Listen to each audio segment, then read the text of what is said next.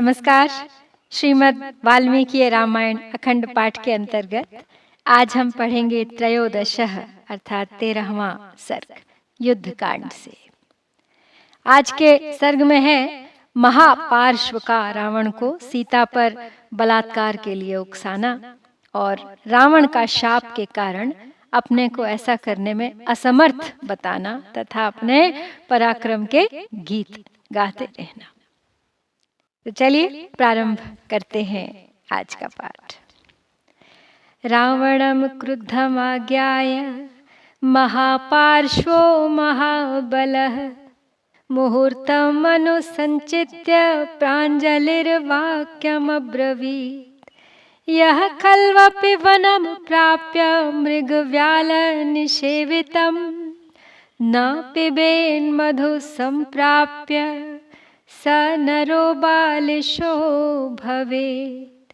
ईश्वरस्येश्वरः को अस्ति तव शत्रुनिबर्हण रमस्व सह वैदेह्या शत्रूनाक्रम्य मूढसु बलात् कुक्कुटवृत्तेन प्रवर्तस्व महाबल आक्रम्य सीतां वैतां भुङ्क्ष्व च रमस्व च लब्धकामस्य ते पश्चादागमिष्यति किं भयं प्राप्तमप्राप्तकालं वा सर्वं प्रतिविधास्यसे।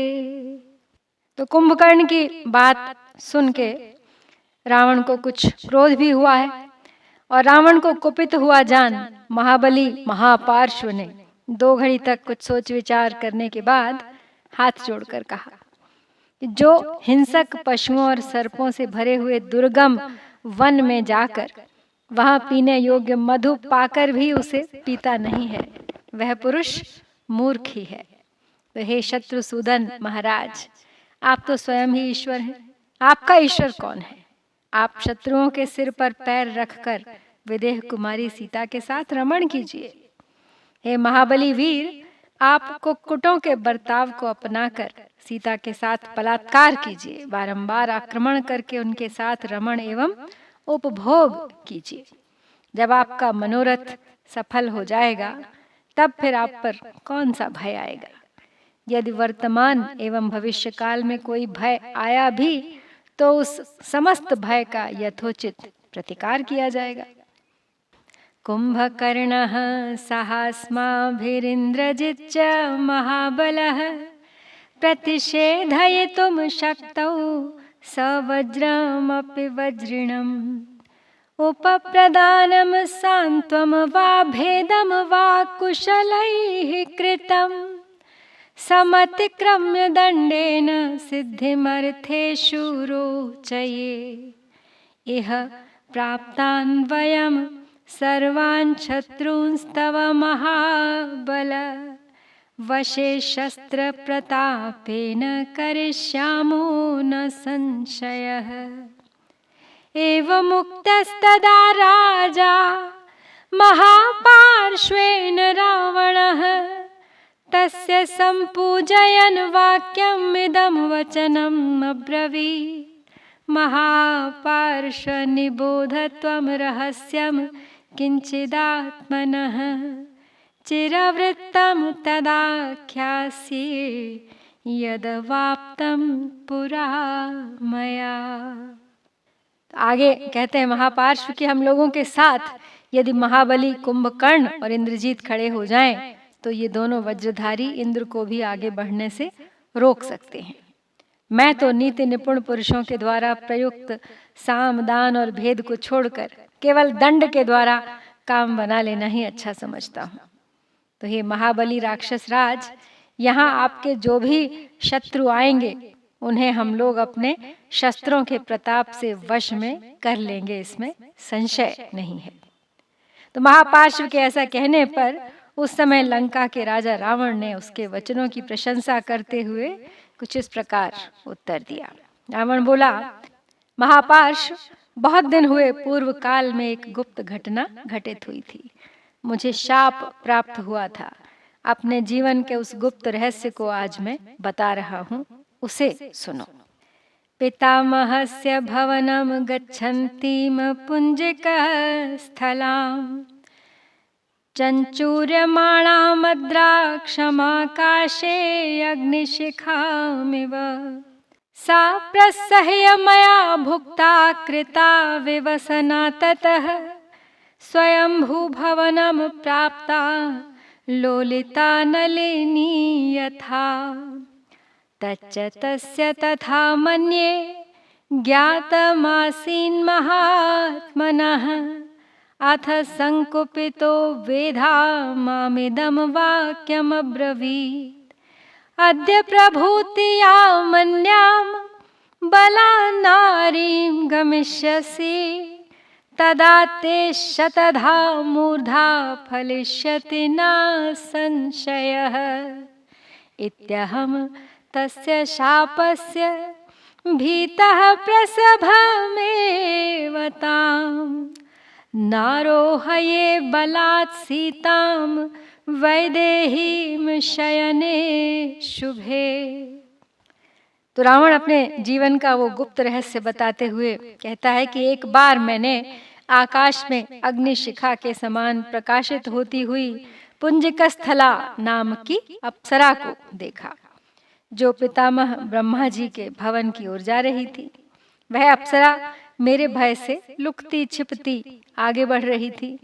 मैंने बलपूर्वक उसके वस्त्र उतार दिए और हठात उसका उपभोग किया, उसका बलात्कार किया। इसके बाद वह ब्रह्मा जी के भवन में गई। उसकी दशा हाथी द्वारा मसल कर फेंकी हुई कमलिनी के समान हो रही थी।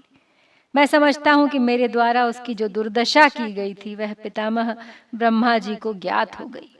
इससे वे अत्यंत कुपित हो उठे और मुझसे इस प्रकार बोले, आज से यदि तू किसी दूसरी नारी के साथ बलपूर्वक समागम करेगा तो तेरे मस्तक के 100 टुकड़े हो जाएंगे, इसमें संशय नहीं है।